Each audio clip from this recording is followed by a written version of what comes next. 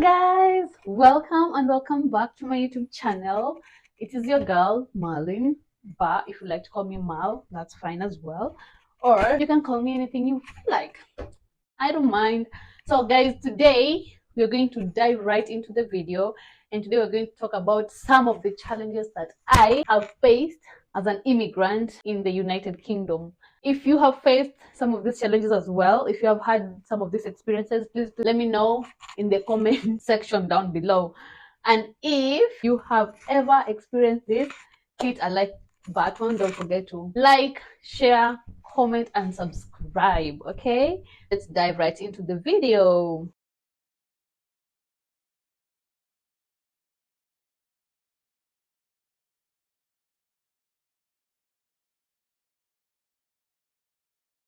So guys, my number one challenge when I got to Heathrow Airport was the weather. It was cold. It was freezing to me. Again, I came in around spring. Spring is not cold, but when it just came in, it was cold. I felt cold, and I kept telling my sister, "Oh, I'm cold. England is very cold," and she kept on laughing. And I just had to put more clothes on. I had to, even though it's not that season where people put heavy clothes, but I had to because I'm not liking it. But it is still a challenge. The weather is still a challenge to me. I don't know how I'm going to overcome this because I think it's just now part of me. It's up to me to accept this is what it is. This is what I'm getting. There's nothing better than this, especially in the cold season. So yeah. Number two challenge I would say is transport, guys. Now, unlike back home, whereby you get out of your house, you walk for 3 minutes, you get to the stage, and you board a matatu or a bus or whatever it is that you want to use as your means of transport, or you can just be in the house and then get an Uber and then just walk into the Uber and leave. Here, where I live, there are no Ubers. Let's start from there. If you need a private means of transport, you need to book a taxi. So taxi are booked in advance. Let's say if I know I'm leaving the house in 2 hours, I need to book that taxi now, not when I want to leave. And where I live, listen, there are Ubers, but not where I live. So we don't have Ubers. Another challenge is with transport, the public means of transport, that is the trains and the buses. Let's talk about trains. Trains are very expensive and unreliable. Secondly, the buses. Now, buses are what I've used most of the time, and this is what I'd say. Sometimes, if the buses here are scheduled, I don't know whether to explain this in Swahili or in English, but I feel like I'll explain it well in English. So this is what happens. The buses here are scheduled, like bus is scheduled for 11:10, so you have to be at the bus stop by 11:05, or even sometimes to be on the safer side, get there a bit earlier because the bus might come in earlier, or sometimes they even delay for 10, 3, 5 minutes, depending on what's happening. So to be on the safer side, just try and get there a few minutes earlier than the time scheduled for the bus. So the challenge now comes here. If your destination, you need to use two buses, make sure you get the first bus on time, because if you don't get the first bus on time, then automatically you're going to miss the second bus, right? So that is my biggest challenge, because at times you might get there earlier and the bus comes and just passes you, written not in service. Then what do you have to do? I've found myself one running after buses. I found myself having to walk for like an hour just to get to my second bus if my destination needs two buses. A challenge, guys. Transport in the UK, if you don't drive, it is unreliable. And then there's a connection between transport and weather. Now it is raining and the bus just passes by, or it is raining and you've missed the bus, or when it's cold and you've missed the bus. What are you supposed to do?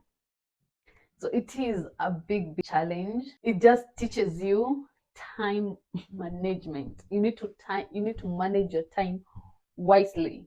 So that is my biggest challenge. My third challenge is face breakouts. Nobody told me this. I didn't know. But when I came to the UK, I told you I came during spring, and then there was the summer, the sun was shining, everything was okay, everything was nice and good, until it got to winter and my face started breaking. Can you see that? Guys, break out even now, but this is better. If I showed you how I look like, and I'm going to post the pictures here, guys, it is that bad.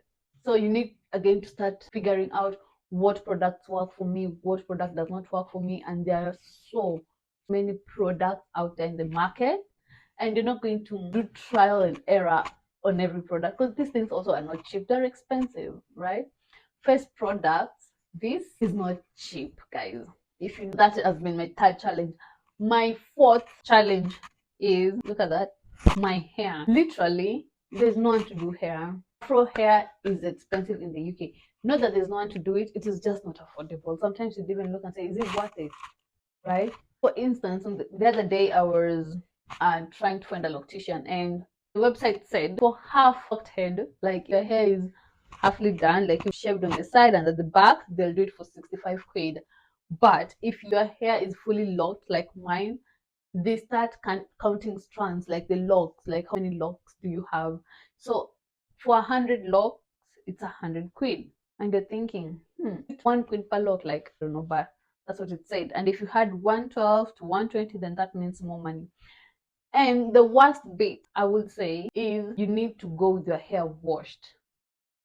And I'm thinking that is the best part of going to the salon, where they'll just wash your hair and massage it, and that is the best bit. That is why we go to the salon, because if I'm not going to have that experience, then I might as well just stay in the house, wash my hair and do it. Okay, do my hair, I've done it before, but sometimes you just feel like you need somebody else to do it just to get the whatever out of you. But for 100 quid, no, that is very expensive, especially with the locks. They unravel, or you get new growth after every 2 weeks, it's become loose. Girl, no. That means you need to spend 200 quid a month for locks. The challenge in the UK is work stroke life balance.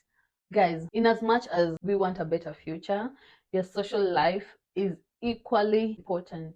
Don't lose yourself in search of money. This is why bills in the UK are very expensive. You've got rent, you've got council tax, you've got water, you've got electricity, you've got gas, you've got food, you've got school, not school fees, but at school they ask for here and there contributions here and there, which is again money. You just have to put it aside. You have a car, you've got insurance, you've got road tax, you've got fuel. All these things need money. And sometimes you find yourself working up to 6 days in a week, and that one day is not even enough for you to rest. And before you know it, the day is just gone. So I'd say in the UK, people lack social life, and that is why I'd say it is a depressing country. Now imagine you're working 6 days in a week, plus the weather is just horrible. That is a big challenge to me. It's been, and even on the days that you're working at night, that means that during the day you need to rest, and by the time you get up, the day is just gone. And now when you are awake and alive, and everyone is going to bed, everyone is going to sleep, everything is closed, the shops are closed, the stores are closed, what are you going to do? Just go back to your work. So if you can find a way of trying to balance, guys, because it is a challenge. I facing that challenge. So yeah, I think those are my biggest challenges, I'd say. But comment down below if you have facing some of these challenges, and tell us your challenges, the ones that I've not mentioned and you guys are facing. We are here to learn. I learn from your experience, you learn from my experience, and then see how life goes. So other than that, I'd like to wish you Merry Christmas and a Happy New Year, guys. It's been a journey, but let's see where this journey will take us. Bye.